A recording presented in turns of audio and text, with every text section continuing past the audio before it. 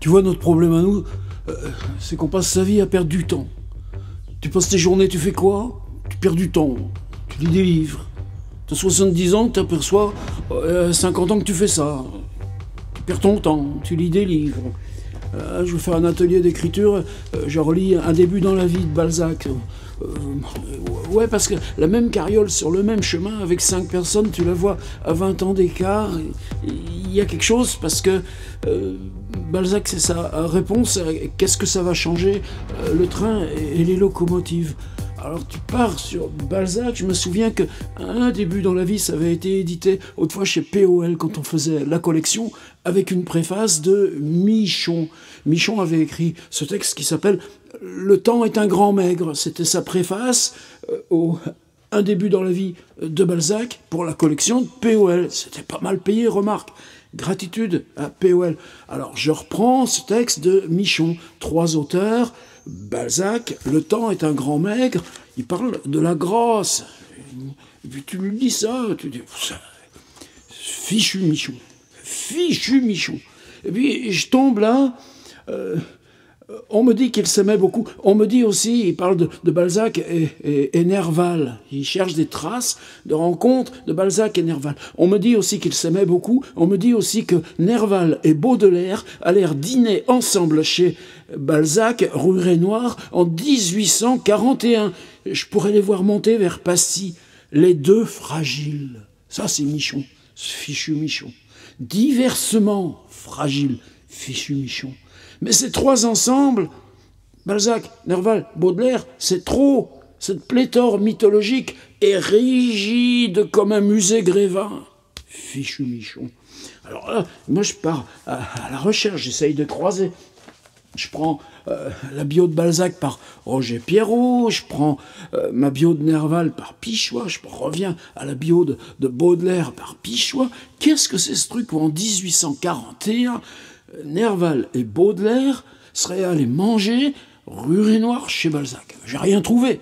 Et Michon, fichu Michon, il dit « On me dit que... » Alors par contre, tu trouves ça, tu trouves là, quant à Balzac, il était difficile.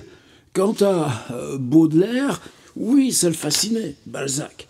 Nerval était accessible, Gautier accessible, Balzac beaucoup moins. Par contre, Balzac est l'ami d'un type qui s'appelle Eugène Ourliac. Alors là, c'est un genre de plumitif. Et lui, Baudelaire est en contact, mais c'est juste, tu comprends, quelqu'un qui est dans l'orbite de Balzac. C'est le moment où il écrit sa lettre à Victor Hugo. Par contre, un autre qui s'appelle Praron. Alors, écrit Praron à Eugène Crépé en 1886. Je puis vous dire comment Baudelaire se présenta sans intermédiaire à Balzac. Lui-même me l'a dit le lendemain de la rencontre. Balzac et Baudelaire s'avançaient en sens contraire sur un quai, entre parenthèses, de la rive gauche.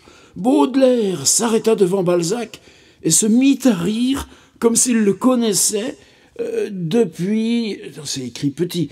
Comme s'il le connaissait depuis 10 ans. Balzac s'arrêta comme devant un ami retrouvé et ces deux esprits, après s'être reconnus d'un coup d'œil et salués, alors c'est là où ça devient un peu bizarre, cheminèrent ensemble, causant, discutant, s'enchantant, ne parvenant pas à s'étonner l'un l'autre.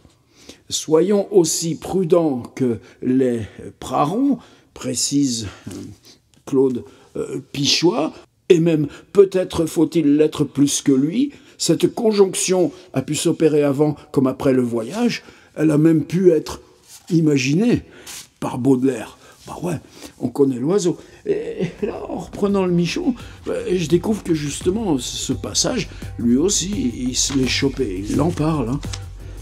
Je puis vous dire, écrit Praron à Eugène Crépé, il donne pas ses sources, fichu Michon.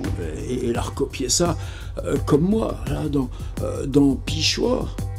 Il dit « Qu'est-ce qui me charme tant dans ces morceaux mythiques ?»